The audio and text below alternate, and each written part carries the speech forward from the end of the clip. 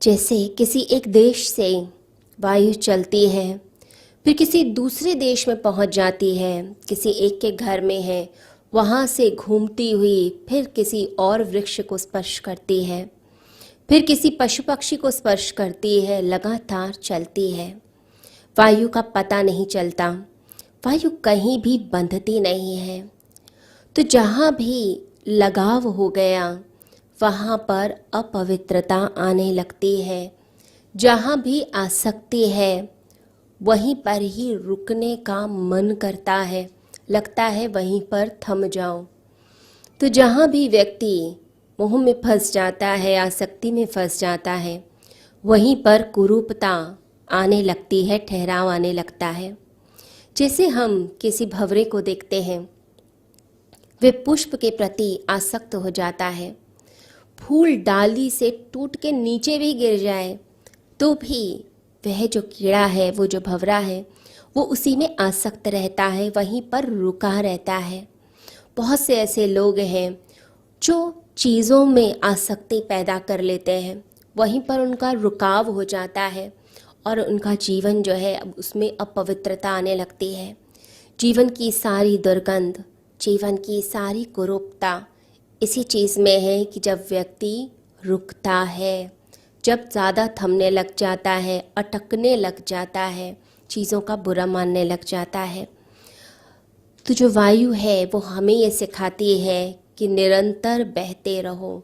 जीवन एक सतत प्रवाह है जो लगातार लगातार चलता जाता है।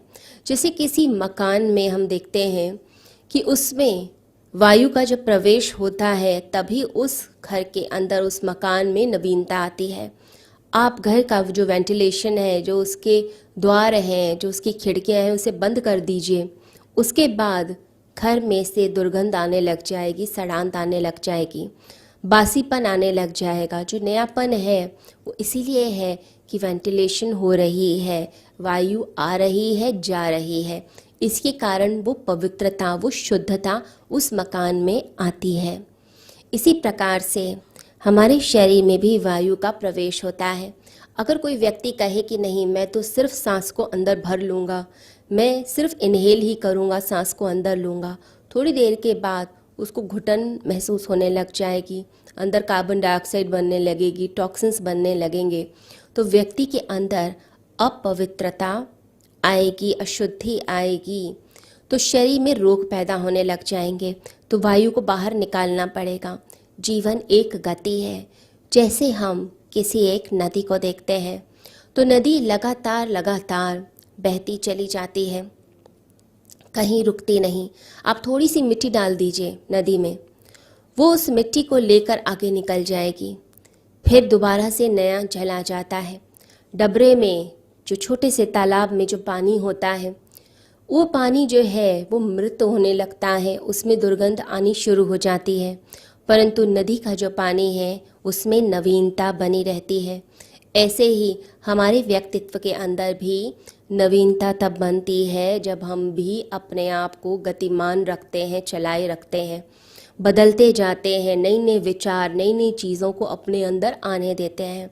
कुछ लोग होते हैं छोटी छोटी चीज़ों में अटक के बैठ जाते हैं, ईगो का प्रश्न बना लेते हैं, इसने मेरे साथ ऐसा कहा, इसने ये बोला, किसी बात का बुरा मान के बैठ जाते हैं, ईगो को लेकर बैठ जाते हैं, चीज़ों में अटकते हैं। जहाँ जहाँ अटकाव आएगा आपके व्यक्तित्व में कुरूपता आती जाती है। हम सौंदर्य से नहीं भरते, हमारा सौंदर्य कम होने लगता है। जो लोग ज़्यादा अटकेंगे, ज़्यादा बुरा मानते हैं, लोग उनसे बात करना बंद करते हैं, कहते हैं इसे डिस्टेंस बना के रखो, पता नहीं किस बात पे बुरा मान के बैठ जाए, पता नहीं किस बात का तिल का ताड़ बनाकर बैठ जाए। तो क्या किया उन्होंने? अपवित्रता अपने अंदर धारण कर ली। तो जीवन क्या कहता है? जीवन कहता है चलते चले जाओ, बहते चले जाओ, आगे बढ़ते चले जाओ।